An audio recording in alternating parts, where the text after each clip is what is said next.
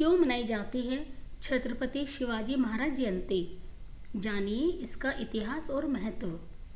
भारत में शायद ही ऐसे लोग होंगे जो छत्रपति शिवाजी महाराज को नहीं जानते होंगे। वह देश के वीर सपूतों में से एक थे, जिन्हें मराठा गौरव भी कहते हैं और भारतीय गणराज्य के महानायक भी।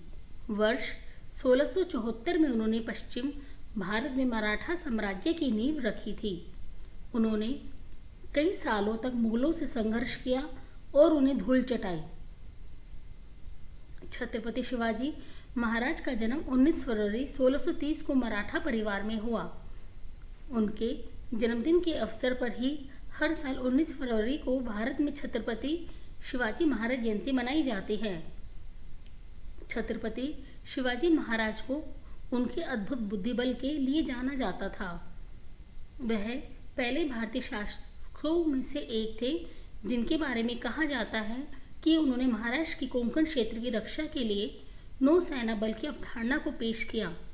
इसके अलावा खास यह है कि उन्होंने अपनी बटालियन में कई मुस्लिम सैनिकों को भी नियुक्त किया। छत्रपति शिवाजी महाराज का नाम शिवाजी भोसले था। वर्ष 1674 में उन्हें औपचारिक रूप से छत्रपति या मराठा साम्राज्य के सम्राट के रूप में ताज पहनाया गया। चूँकि उस समय फारसी भाषा का ज़्यादा उपयोग होता था, लेकिन इसके बजाय शिवाजी महाराज ने अदालत और प्रशासन में मराठी और संस्कृत के उपयोग को बढ़ावा देने का फैसला किया। छत्रपति शिवाजी महाराज जयंती का इतिहास।